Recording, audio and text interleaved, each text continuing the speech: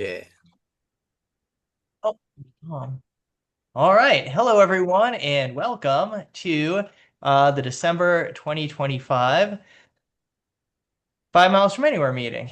And for today, Brian's going to give a talk, as you know, on Doyle and cosplay, and then I'll wrap up by reading a little bit or one little segment from my latest book, Sherlock Holmes' Holiday Whodunits, which Fine. is designed kind of to be broken up over 2 days. And I'll talk a little bit about it when it's my turn. But let me get to my screen share.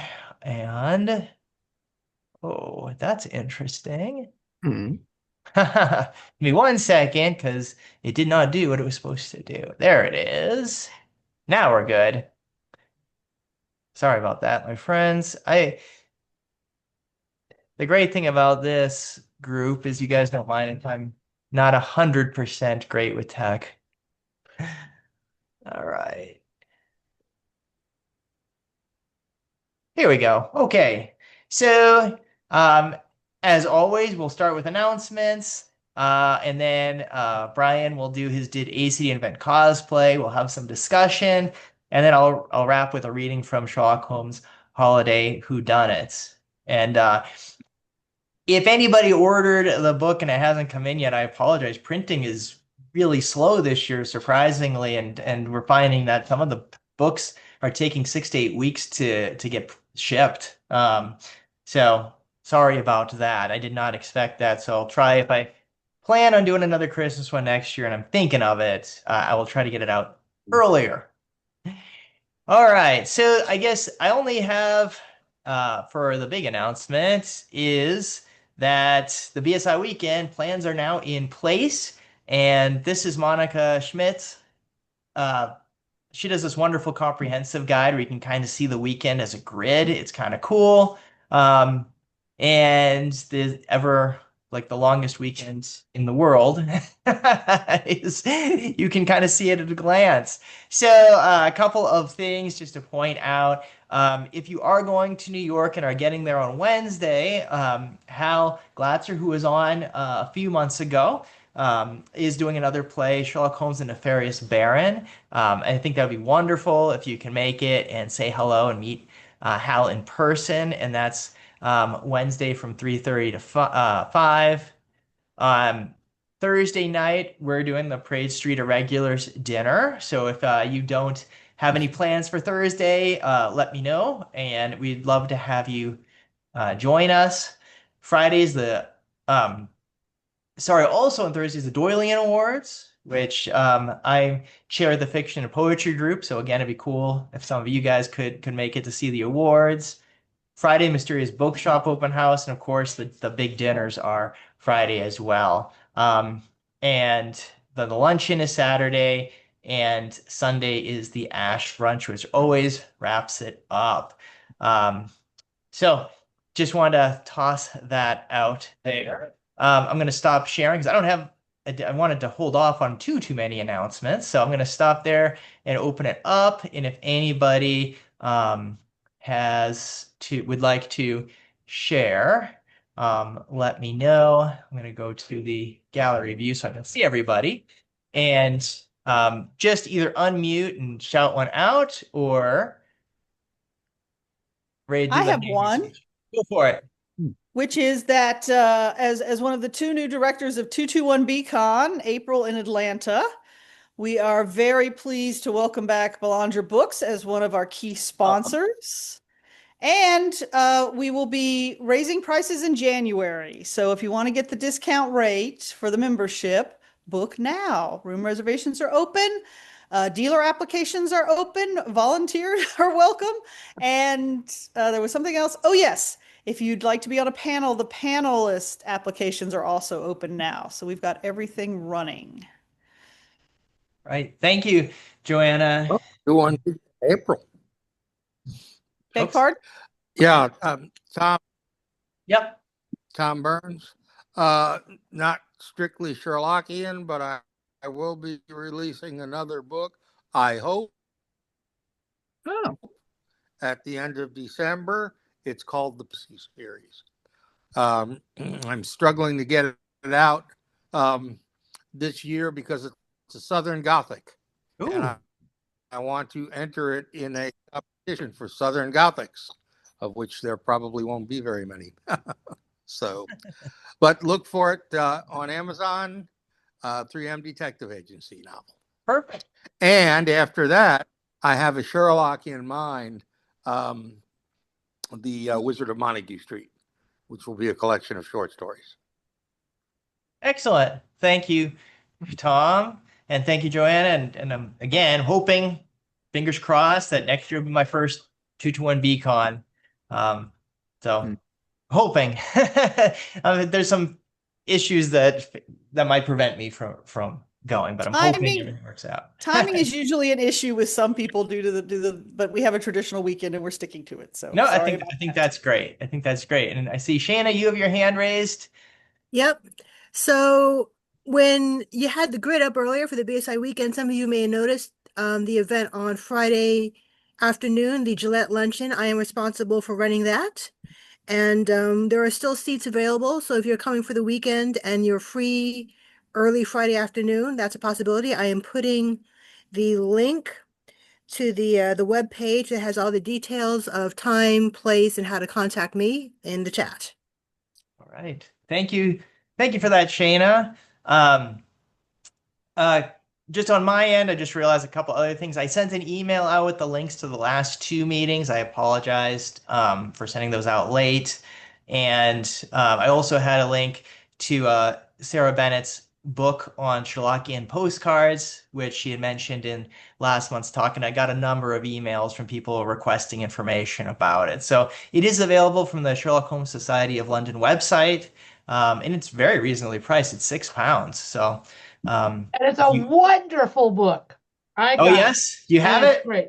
Yes, it's great. It's well Excellent. worth the money. Of course, it cost me $8 US for the book and $18 for the postage, but it's still a deal. What book is this again? Repeat, please. It's if is Sarah Bennett's she did a book on, I think it's called The Study in Postcards, and it's about her Sherlockian postcard collection, and she shared some of it last month. I did send the video. Thank you for doing that, Ginny. I sent the link out for if you missed last month. She gave a really nice talk about ACD and Devon, and that she had some of her postcards as part of it. So I highly recommend going back and watching it if you haven't. And then the yes, October one as well, which was Tiger Daniel showing off the miniature scenes that she makes on homes, and those were really cool to see as well. So if you haven't got a chance to watch those, highly recommend them. And I might send just a link out to our YouTube channel. If there's any meetings you've missed, you get a chance to watch them. So, all right. So thank you, Shayna, for the announcement about the Gillette Luncheon. And if you can make it, definitely, I've heard wonderful things. I've never been able to make it because I have a good friend in New York. That tends to be the day and the time I can get together with him. And we've been best friends since we were in second grade. So I always want to see him. All right. Any other announcements before we move on? All right. I think we're good. So let me share my screen again. All right. Who's this guy? All right. So our main speaker today is my brother, Brian. And Brian Belanger, member of the Praise Shooter Regulars, is a publisher, editor, narrator, and graphic designer. In 2015, so 10 years ago, he co-founded Belanger Books Publishing Company along with me. He is noted for his cover illustrations of the Belanger Books line. Really, what really stands out and what we get a lot of acclaim for is his Solar Ponds covers in particular. And he recently edited the 2-volume anthology, Sherlock Holmes Takes the Stage. You can find him online at belangerbooks.com. Please give a warm virtual welcome for Brian. All right, and I'm going to stop sharing just for a second so I can switch over to the PowerPoint that he's going to present. Yay.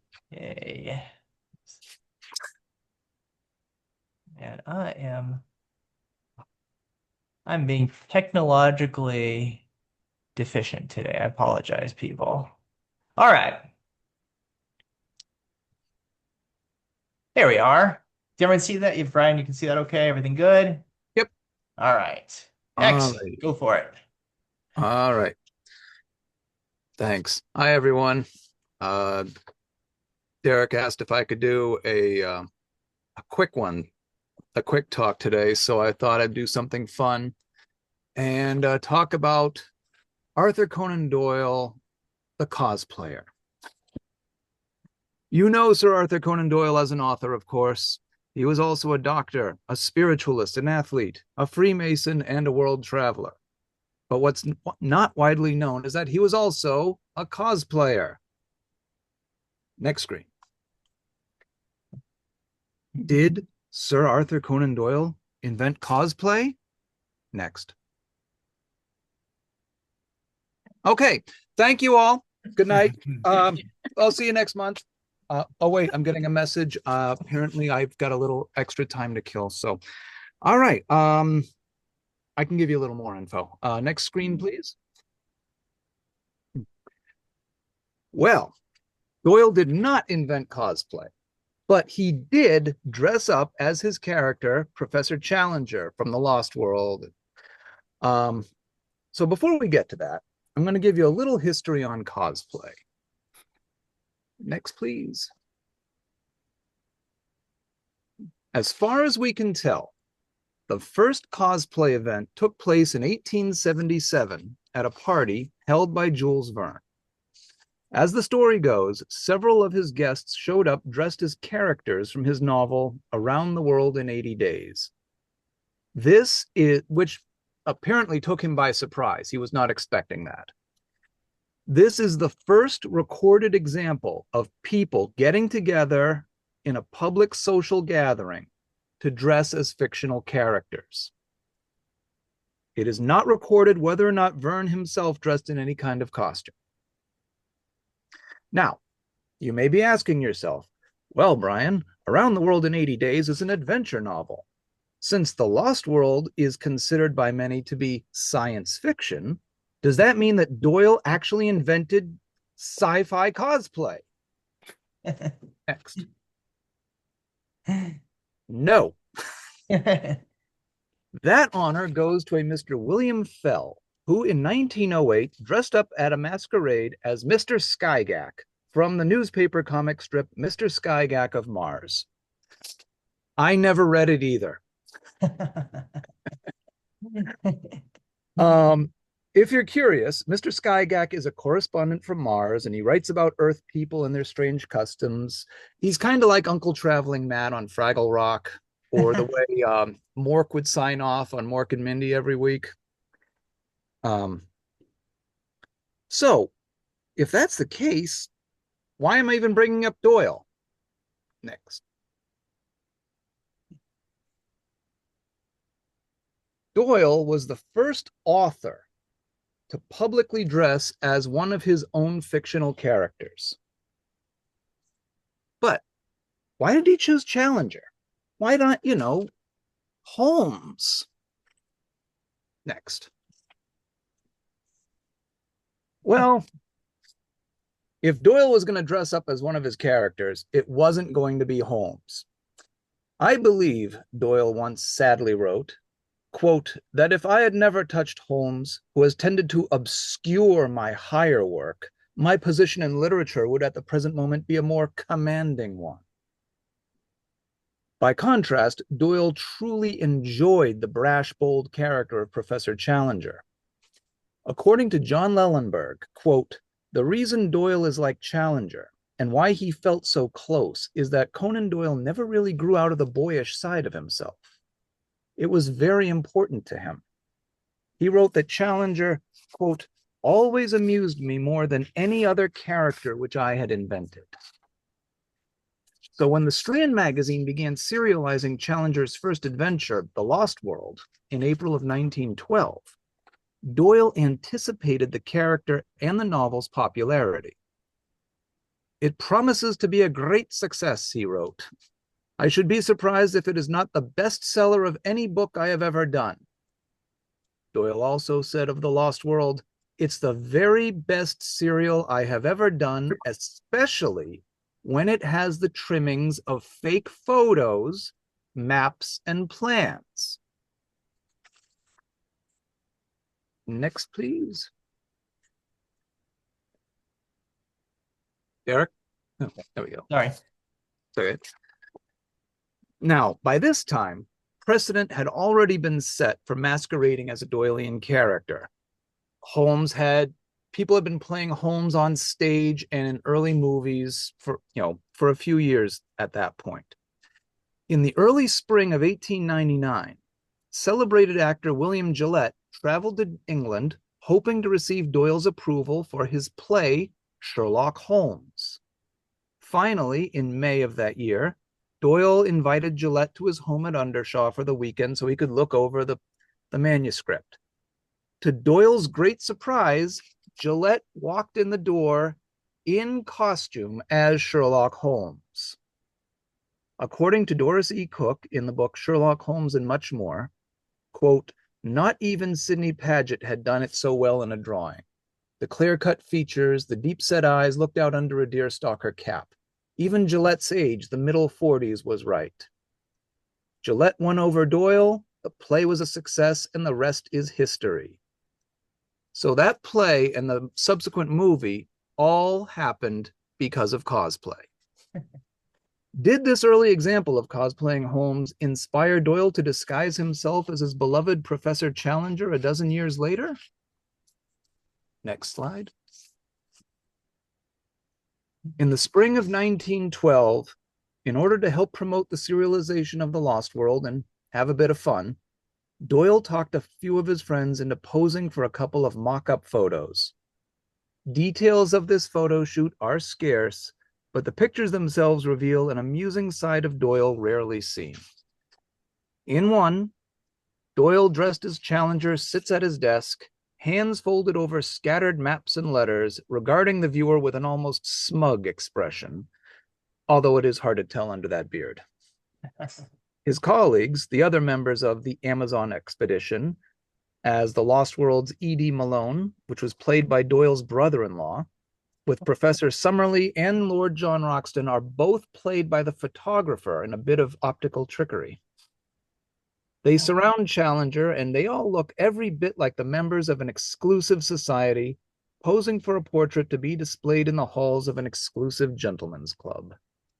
Everyone seems to be enjoying the photo shoot, and one can imagine the laughter and backslapping that took place before and after. Next slide, please. In other photos, we see close-ups of Doyle here, again in Professor Challenger cosplay. He's sitting at his desk, mugging for the camera as he stares out from behind his heavy eyebrows and thatched brambles of a beard.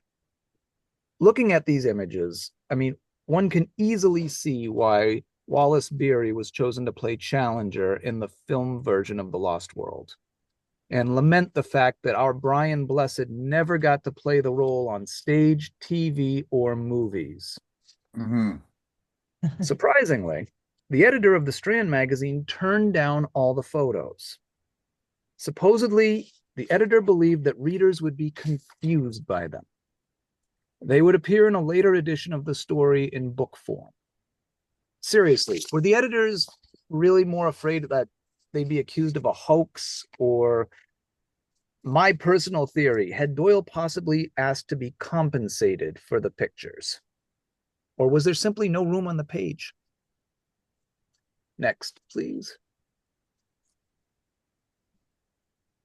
Today, cosplay is huge.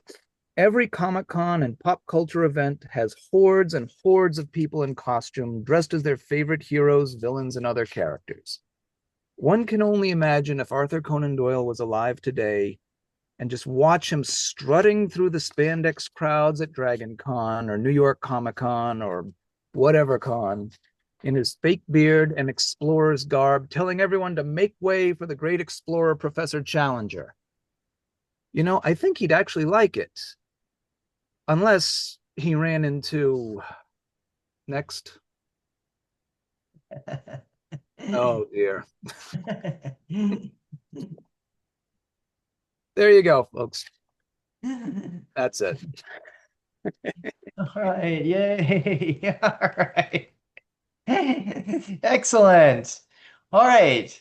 Thank you, Brian. And we obviously, of course, we have plenty of time for discussion before I'll read my little piece here. So I'll open the floor. Does anybody have any questions or comments about cosplay, Doyle, Challenger, anything? Larry. Okay, well, first is I always remember a story of sometime while The Return was being published in America, that William Gillette came dressed as Sherlock Holmes, and of course he was a spitting image of Frederick Doore Steele's version of Sherlock Holmes, and people went nuts because he looked, it was Holmes come to life for everybody, and he was walking around the country dressed as him, and I don't know, I just remember that particular story as being as a lot of fun. And my only question, Brian, is that you said that his brother-in-law was dressed up as Yes. part of the Challenger. Is that Hornung? The guy who did Raffles? Because I always heard that was his brother-in-law was the guy who did the Raffles stories. That was... Maybe it was a different brother-in-law. I don't know. It just says that it was Doyle's brother-in-law. I don't know. Okay. All right. Well, I just happen to know the name of his brother-in-law. So there you go. Well, all right. You will that will be your talk in January. We look forward. That's right. Okay. Well, I mean, how many brothers-in-law did Doyle actually have? Hey, I can't say for... Should have had at least a couple. He had... How many sisters did he have? Oh, that's a good question. I know he had at least 3 sisters. I don't, because There he you had go. a big family. Yeah, I can't remember the exact number. I know more about the probably the Holmes family than the Doyle family. We have to, yes. Sure. Yeah. The Jules Verne cosplay party sounds dope. Yeah. Doesn't it? Yeah. Yeah. Yeah, I was Also, wondering. God, Go ahead. Can you go ahead. imagine you're an author and like half a dozen people show up as characters from a book you wrote. I actually once tribute. saw the author Gene Wolfe, who was a science fiction author at Dragon Con, and he talked about how for one of his series, I think it might have been Books of the New Earth, I'm not positive, but he created a character who was an executioner, and he deliberately described the guy so that he would be easy to cosplay. He's very canny about that because he wanted that to happen. Oh my God. So this guy's got a big cloak and a pair of good boots, and a sword, and that's really all you need, and you'll be recognizable as this guy. You see, that's the world we live in now, where authors not only have to worry about plot and characterization, but it's like, and when they cosplay this character. Well, it's like that's why Peter I Capaldi think that's- started wearing like more normal clothes because he wanted kids to be able to cosplay his doctor more easily, which I think was really sweet. Okay, Susan, I got an answer on the I think sisters. Speaks well to hold on one sec, because Susan's had her hand up for a little bit, I and think then it speaks Ginny well will to character. leave us in suspense. Susan. I did. I was wondering what was on my mind now. Oh, I remember. If you come into New York in January, and some of you will do that, and make arrangements with the New York Public Library's bird collection. Yes. You'll find that one between the 2 lions on 42nd Street. They have a huge box of material on the Lost World. Oh, including those pictures if you want to see them. And I think Doyle's beard is in there, but I forget because it's been years since I've looked at it. It was one of the big surprises of my life to find that. I don't know if I believe this thing about Gillette turning up in costume to visit Doyle. I think that I would debunk that because John Dixon Carr was taking his advice from Adrian Conan Doyle, who was all for building his father's legend. And Adrian wasn't there either. If he was even born then, he would have been a baby. But you have to look at some of what happened when Adrian started burning letters and what actually, because you just don't see them. You don't see many letters at all dealing with that particular play, either from Gillette or from Doyle. But among other things, Gillette never owned an Inverness cape. That was added by the illustrators. You'll go into the canon and find that he had a caped ulster or something like that. But this whole idea of a checked cape, that came in much later. There is a wonderful little doll that Gillette's tailor made showing him in a caped Inverness and a little checked suit and things. And it's adorable, but if they ever made that Inverness, it never got into any pictures, and there are thousands of pictures of Gillette. And I'm burbling at this point. Let me shut up. No. I think it's good. And Susan had actually corrected Gillette Castle on that point. I remember this summer because they had on their website that he had been wearing the Inverness cape. So what drove me insane with that, Derek, is that when we were working on that website, for some reason, I never saw that block of copy. And then I opened it up and I basically went, oh, what's this? They're nice people, but it's like nailing Jello to a wall to do a book project with them. Not much of anything else. All right. Thank you. Ginny, let's get that answer. How many sisters? All right. He had 7 sisters and 1 brother. So we had 7 brother-in-laws. Probably lots of in-laws. Yeah, chances are 1 in 7 that it wasn't. 7 to 1 it wasn't Hornung. Okay, good to know. I was interested in the what he said about the fake photos, maps, and plans. Of course, I always think of Tolkien when I think of that, and all the great science fiction all the fantasy writers that built their own universes and supplied maps and plans. And I wonder if Doyle was one of the first to do that. If he did it in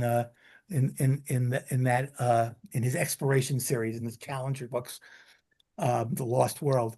And I don't know who else would have done such a thing. I don't know. It's kind of interesting, actually. I like collecting fantasy maps of places that never existed. It's a fun thing to There's have. a whole book on that. Yeah. Sure. About places that never existed. I think I have it somewhere. Yeah. Yeah. And in the Lost World book, there is a map of the Lost World. He does have a map in the book. It's interesting because he doesn't do, as the Challenger books go on, there's not too many of them. There's 3. The Lost World really doesn't play a role in either of the other 2, which is interesting. You'd think it would because this was such a successful book, and the movie, the silent film, was huge. Really impacted film. I think in one, it is a very impactful film because every Jurassic Park movie, every King Kong movie, every Godzilla movie was directly influenced by The Lost World. First big dinosaur movie, yeah. Yeah. And, in this past year, at least 2 different film versions of The Lost World have been shown on television because they showed the 60s version starring Claude Rains on Svengoolie. Yes. And then on TCM, they've got Silent Sunday Nights. And one night they did, the silent Lost World with Wallace Beery as the lead. Yeah. And on Blue Sky, I posted the pictures of Arthur Conan Doyle in that getup, for the delectation of the audience. Like, and here's what the guy who wrote the story looked like. Is what he thought Challenger looked like anyway. Yeah. Brian, did you find any information about why he did this. Like, did he think this was just going to be fun? Was it a joke? Because I mean, there's that famous joke where he played the Lost Road film to people and said it was here's some real footage and freaked everybody out. Right, You know, like he had a really good sense of humor. Was it a joke, or was he thinking like, oh, this would be cool, like if people dressed up as characters? What little information there is basically that he was like, this would be a great way to promote the book. He loved the book, and he thought, this is, oh man, if I make some fake photos, that's gonna be great, and I'll draw a map and other stuff. But and then I think he just got carried away with it. You know, I think he ended up spending a really fun afternoon doing these photos, and I personally think he,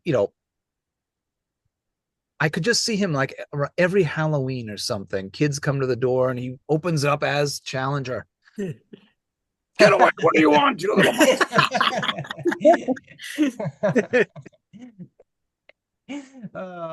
That's great. Yeah. I'm just curious, how many of us here do cosplay? Is anybody here into it? And if so, like, what do you like about it? I'd just be curious to hear. It looks like Colin raised his hand.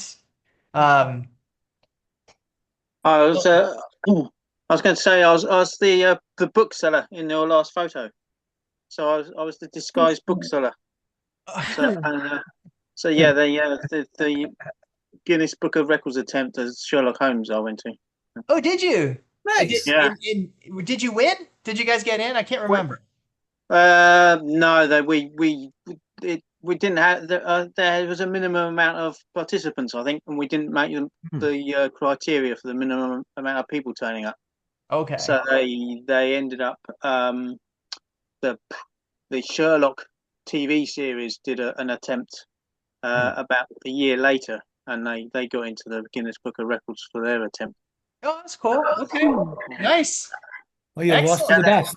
I keep seeing that photo keeps coming around quite often. The BBC TV channel used it for I think it was a cyber crime or something. Suddenly my photo turned up on their website at one point, and someone else tipped me off that it was featured in a book about Sherlock Holmes. So I, of course, had to go and buy that because my photo of me was in it. Absolutely. That's cool. So if you should send us the name of the book, Colin, or if you have it, put it in the chat. We can look it up. Can't remember. It was. If you don't remember, if you have it at home, I can't just remember which email one it it to was. me. It was a couple of years ago, I think. Well, if you find it, just send me the email. I'll let the group know, because that's kind of fun, and we can say we knew you. All right, and Joanna. Yeah, you asked if people who cosplayed. My first year at 221BCon, I did a panel on Mycroft Holmes wearing the Christmas suit that Mycroft wears in that episode. Oh, sweet! The green tweed with the Glencheck shirt and everything. So, because why not? Life's too short. That's cool. That's very cool. Love it. But yeah, there's some. I actually have one more quick story. The first time I ever did it, I was much younger because I could wear spandex, and we were getting. I don't know how many of y'all know about the Legion of Superheroes, but it's a superhero team with a ton of different characters. Yeah. And the gentleman who put it together was a costumer, and we could send him our measurements, and he would make us the suit for the character we wanted without ever having measured us himself. And it was beautiful work. I wanted to say that because people who not only cosplay but craft their costumes are some really talented artists. Sure. So. Nice. Hard to compete. Shayna. So, I mean, Halloween is my favorite, holidays are one of them. And I usually dress up when I go to the office if I'm working that day.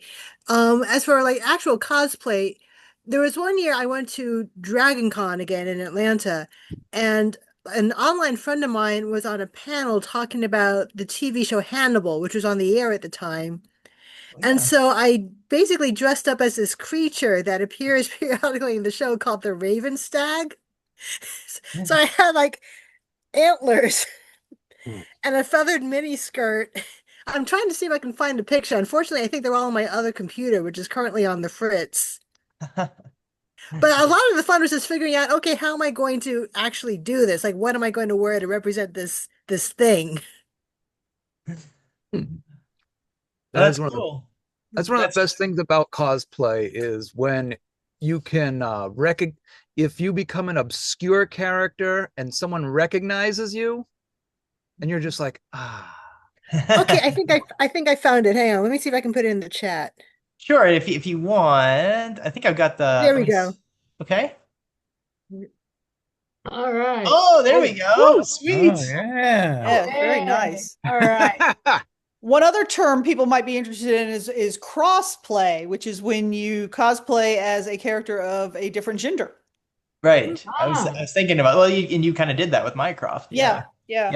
So, but there's been some really interesting bombshell, as in 40s influenced costumes of some of the superheroes over the years that you can Google online, because some of those gals have some really great ways to sort of transform the iconography in classic ways. And but I love the lipstick, Shayna. Yeah. Yeah.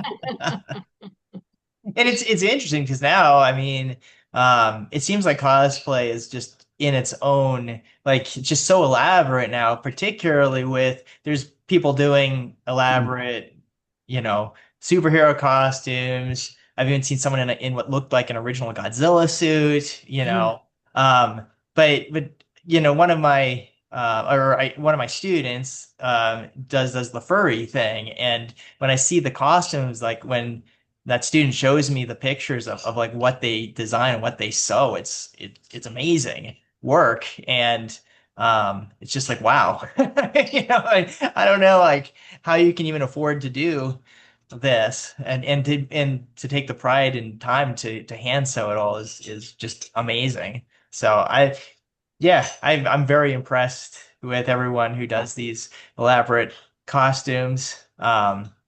And I've spoken at the Denver Comic-Con a couple of times, and I always think it's really funny because when you walk in, there's a little table that says you must leave your weapons here. I just think it's the funniest thing. And they give like battle axes on the table and, machine guns and stuff like that. So it's cool. Any last thoughts on Doyle or cosplay? Walter.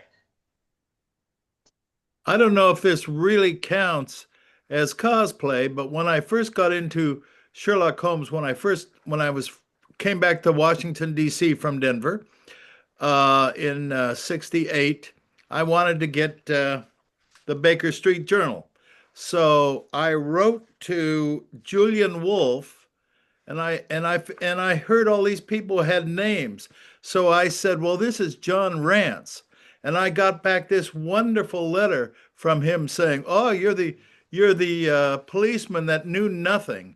Something like, in the first book, John Rance, I guess, was a police officer. So I said, yes. And I wonder if I could send you a check for the Baker Street Journal. So for 3 years, I sent him a check signed with John Rance's name. And I got the books, and he finally said, Mr. Taylor, please, on the top of your checks it says Walter Taylor, but it's all signed by John Rance. I can't cash these things. Please send me a check for about $120. And he says, you can still be John Rance if you want, but understand that there are rules that go along with this. And thank you, sir. So I don't know if that's cosplay or and because I was just getting into it at that time, this hat, my first student, I'm a clarinet player, and my first student who went on to play in the San Francisco, or I think it was San Francisco Symphony for a while. What is the capital? It's not San Francisco, of California. Sacramento? Sacramento. She was in the Sacramento Symphony for a while. She said, you're so much into Sherlock Holmes, you need to have one of these hats. And her mother was English, and she called over someplace and got me this wonderful deerstalker hat. Now, it doesn't quite fit. I think maybe I thought I had a pretty big head in those days, being a professor and all that sort of thing. But anyway, she went on, and I still have her hat. I don't think she plays clarinet anymore, but I don't know if that was cosplay calling Julian Wolfe or writing Julian Wolfe, but he went along with it for the longest time until he finally said, listen, I need the money. Hey, Derek. Yeah. Anna. Yeah. Yes, I Anna. just wanted to say with regard to cosplay, I'm going to be joining in the Sherlock Holmes Society of London's trip to the Reichenbach Falls. Oh, in excellent. Switzerland. Very And cool. yeah, I'm excited. But it's required that you dress in as one of the characters from the Sherlock Holmes stories for the entire trip. So wow, that it's a little daunting, but I'll let you know how it goes. Yeah, that was when Brian and I went over to London and we joined for the spring meeting one time. I was impressed by how elaborate some of the costumes were, particularly the one who dressed as Cardinal Tusk. It was very oh good. yeah. Yeah. Yeah, I was with them in Plymouth in April, and yes, they take it very seriously. Yeah. Yeah. They're like, Very don't cool. even think about going on this trip if you're not going to be in full costume the entire time. If you're on a budget, you could just get a dog collar and go as Toby. Well, we have to choose up front and tell them who you're going to be. So I've already gotten my I'm going to be Anna Coram from Golden Pince Nez. So I have my pince nez, even though I can't see out of them. Oh, and I have my little weapon, my little sealing wax knife, I think it is. That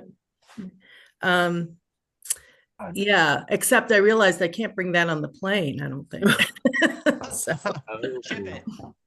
I hide it in my I suitcase. think it'd be okay in a packed bag. I don't think Yeah. you do carry on, but yeah. No, but it yeah, it was rather expensive, so I want to be sure I hold on to it. But so anyway, I've got my weapon and my glasses, so I think I'm good. I mean, I have other things too, but and I have to say, I think it would be cool if everybody emailed some of the if you want to send some of your photos of some of your cosplay, and I can share. I'll share it with the group as an email update, and that would be really fun. And it doesn't have to be now, because Anna, I'm sure you won't have your full costume now, but as just the year goes on, if something comes up, be great to do that. All right, we have Susan and we have Walter and Ginny. So we got 3 going on here. Okay, Susan, Walter, then Ginny. Okay. I was just laughing because once upon a time they wanted me to show up in costume for days, and I suggested that I would go as the back half of a moorland pony if they could find someone to go as the front half. They were not happy with me. But I do have a question, and that is, Miss Behrens, is anyone helping you build the clothes for this, or how are you accomplishing it? I am I I had some things already, but I'm thinking about it in that she was a Russian revolutionary, so she didn't have a lot of money, so she wasn't going to be dressed in a fancy way. So I'm just keeping it very just a plain blouses and plain skirts and a Russian hat. So that's what I have so far. Yeah, maybe make a little short cape or something that you could wear over your shoulders. Yes, I do have a cape also. I already had that. I had a few things, so. It sounds wonderful.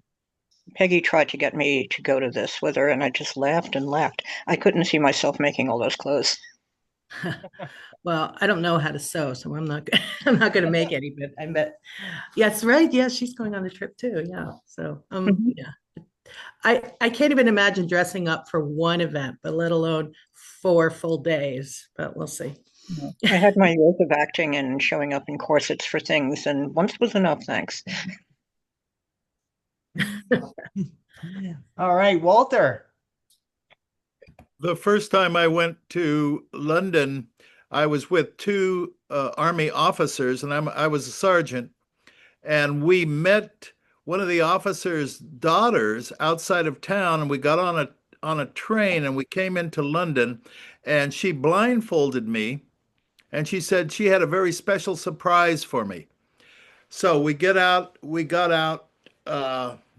at a station, and these two officers were walking in front, hollering, "Get out of the way! This blind man has to come through." And my buddy's daughter is leading me, and maybe for 4 or 5 blocks, and then she takes off the mask, and guess where I was? Baker Street. I couldn't believe it. I was just standing right in front of the statue. I I just lost it completely. It was one of the greatest times I've ever had. It's like a cosplay trick there. All right, Ginny. I got an Inverness cape from when Denny Dobry closed down his room. He had a big open house and he had a bunch of stuff for sale, and so I got an Inverness cape there, and it was a really good price. Unfortunately, it was way too big, and by the time I paid to have it altered, I could have gone to Scotland and bought my own, but that fit. But I mean that it was really expensive. But I'm going to wear it. I mean, I'm going to wear it as a winter coat, and I'm going to be seeing Mary Kay this evening, so she's going to get to be the first person to see me wear it because I'm going to wear it tonight when we go out. Very cool. Yeah, I think I will not wear the hat, though. I do have the hat, but I think that might be a bit much, considering this is not a Sherlock Holmes event. I assumed it was. Nope. I guess for us, every event is a Sherlock Holmes event, right? Well, yeah, exactly. Yeah. Suppose I come as I can't again. Can't really see that one. Can't see it again because of the thing. I don't know how to unfuzz it at the moment. So, all right, never mind. Just send it to me, Larry. Is it a picture of you dressed up? Well, yeah. Well, it's my costume I use for the dinner. Yeah. I always try to come as a Victorian gentleman for the dinner, but that's not really cosplay of a character, I guess. Oh, I think it's still cosplay. Yeah, for every time that Dr. Watson neglected patients, that's our Denver area Sherlock Holmes group. Larry always gets he rents a costume. He gets this full Victorian garb. It's very cool. It always looks awesome. Yeah, I probably have a picture of you somewhere in it. I could share with the group, I'm sure. Because I think we had one of with an ascot, and I think you put it on the Ascotland Yard site. Yeah, I'll send it. I'll send you one. All right. You send me another. Yeah. Okay. Never mind. I'll talk to you. That's good. That's good. All right. Any other thoughts on cosplay? This has been fun. Yeah. The other thing I would say is kind of funny is it seems like there's like a split in the Sherlock Holmes community where some people like love dressing up and get the deerstalkers out, and some people are like think it's like lowbrow to dress up, which I don't know. I don't know. I think some people just don't have a good sense of humor. Yeah, so exactly. That's just me. As I'm wearing an Inverness and a Santa hat, so you gotta be a little weird to be a part of one of these groups. I mean, come on. Yeah. To be somebody who, at least in theory, takes all of this very seriously, there's got to be something going on up here that's not normal, and that's what makes it fun. That's why I fit right in. All right. Well, we have just a few minutes left, so I thought I might read I don't even know if I'll get through the whole chapter because we only go till 11. But my current book is Sherlock Holmes Holiday Whodunits, and like my book from last year, Sherlock Holmes Crimes for Christmas, it's designed to be read broken up over 2 days. So day 1 is the mystery, and then day 2 is the solution, and you kind of think overnight what could be the solution, and then you find out the next day. So that's how it goes.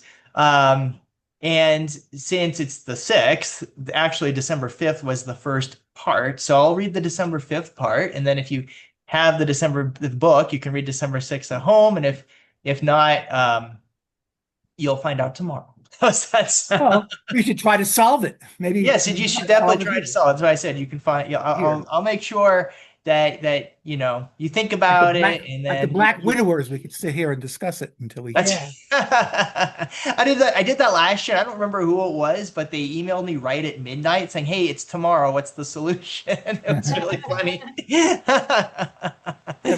That's one best thing about those books, from in my opinion, is that the puzzles are pretty good. Oh, well, thank you. Okay. This one's called The Traitorous Treaty. It's December 5th.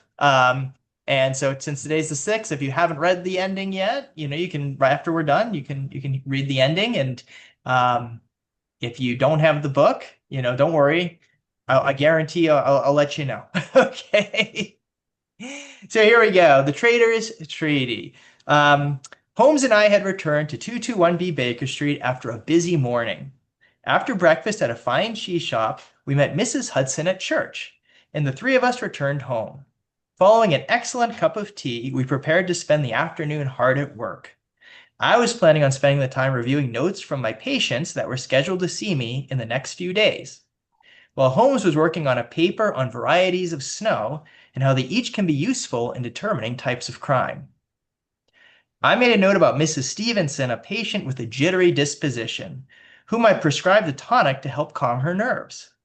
She would be my first patient the following morning, and since I hadn't heard from her in the time since I prescribed the medicine, I surmised that it must have been a success.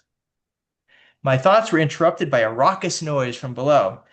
"You can't just barge in here without even knocking," I heard Mrs. Hudson shout. There was a stomping on the steps up to our room, and then the door was flung open. Two burly men entered. They were in plain clothes, but struck me as people of authority. Both men were tall, a good half-foot taller than Holmes, I concurred, and wide enough that they filled the doorway when they entered. One was clean-shaven with a frown that seemed etched upon his face. The other had a short blond beard and beady blue eyes. "Mr. Holmes, grab your coat. You are coming with us," commanded the clean-shaven man. The detective leaned back in his chair, let out a yawn, and then added a note to his paper. "Didn't you hear? This is an urgent matter." Holmes finished up a line he was writing and turned to the men. "All matters are urgent to potential clients, but urgency is in the eye of the beholder. You gentlemen have been excessively rude by entering my abode without permission, causing my housekeeper great distress, and making demands upon me without explanation."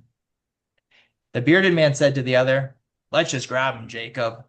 "That would be unwise," countered Holmes. "Though my wiry frame may seem no match for the two of you, I can assure you that I am fully capable of holding my own in a fight." The clean-shaven one, apparently named Jacob, thought for a second, and then removed his hat and gave a humble apology. "We beg your pardon, sir. We wouldn't have behaved so rudely if it weren't a matter of national security. It was your brother who sent us to you, Mr. Holmes. We are his agents." At these words, the detective stood from his seat. "Now that wasn't so hard, was it, gentlemen? Now I shall accompany you. I insist that the good doctor here also joins us. I can assure you that Mycroft will have no problem with him accompanying me." "We know," said Jacob. "Mycroft already informed us that you'd insist on Dr. Watson joining you." "Grab your coat," Holmes said to me. "You gentlemen can tell us everything on the ride over to where it is that we are going." The two agents did as Holmes asked. The carriage tore through the streets of London. "The matter concerns Mr. Benjamin Hastings," began Jacob, explaining the situation to us. "One of our most loyal agents. He'd been working with the American government on a treaty between the two countries, one which was designed for mutual benefit and to help bring our two nations closer together." "Good man," said Holmes. "I've always thought at one point America would return to the Commonwealth." "He didn't see it that way," explained Jacob. "He felt America should be punished for revolting. He grumbled that he had been assigned to work with traitors and had a hard time completing the task. In fact, it was so loathsome to him that his supervisor called him into his office and told Hastings that if he didn't complete the draft of the treaty by Monday morning, then he could clean out his desk. This infuriated Hastings, for it meant that he'd need to spend today, Sunday, his day off, finishing up the treaty. Even with the pressure to finish the draft of the agreement, Hastings was a man of routine and insisted on following his typical Sunday. Hastings is a strict Anglican and spends the morning attending Mass, followed by lunch with his son at a sandwichery in Westminster. His son Benjamin moved to a flat in Camberwell just over a year ago. He's an accountant, and the two men can only meet on Sundays due to their busy schedules. Here is a timeline we've established about the events of this morning. After Hastings went to church, he said goodbye to his wife. She was having tea with some of her lady friends while Mr. Hastings went to have lunch with his son. Hastings and his son met at the restaurant as scheduled. For some reason, Mr. Hastings and his son exchanged heated words. The father yelled at the son, "Traitor! All I deal with are traitors!" He then stormed out of the sandwichery, slamming the door behind him. The son apologized to the waitstaff for his father's behavior and paid for their meals, even though they weren't served. We know that around 1:30, Mrs. Hastings returned home from her tea and found her husband's office door open. This is highly unusual, as her husband always keeps his office locked due to the nature of his work. When she entered the office, she found her husband slumped over his desk. He was dead. And I'll stop there, even though I'm not done the first half, because we are out of time, my friends. Thank you all, and if you want I will make sure you guys can know more. The question is going to be about why, like, how did he die? Okay. And I just want to let you know that in January, our guest is going to be Chris Chan, who is actually the first guest on 5 Miles from Anywhere. So I'm excited to have him back. And he's going to give a talk called The Autistic Detective, based on a book he has, talking about different detectives having autistic traits. And he's also going to share some of his Sherlock Holmes poetry collection with us. And Chris Chan, I'm excited to have him on. He also writes reviews for the Strand magazine and is associated with the Agatha Christie estate. So I'm very excited to have him back on. But happy holidays to everyone. Thank you all for coming. And I hope you have a wonderful new year. We'll see you in 2026. All right. Take care, all. Derek, what is the date of that meeting? January what? It would be the first Saturday in January. It's like the 3rd or something, I think. I think it is. Is the 3rd. Hey. Hey, All Derek, right. quick note for anybody Yes. that uses Storygraph to track their reading instead of Goodreads. Yep. I have just added Holiday Whodunits to Storygraph if people want to look it up there. Oh, thank you, Joanna. I'm glad you got it. Yep. All right. Thank you all. Thank you, Derek. Thank you, Thank Brian. you. Happy holidays. Happy holidays. Yes, Happy holidays to everyone. Happy you. Hanukkah, Merry Christmas. And yes. Happy Kwanzaa, happy whatever it is you celebrate or don't celebrate. If you don't celebrate, still have a happy holiday. There we go. Hey. Take care, all. Thank you. Bye-bye. Bye. Ugh.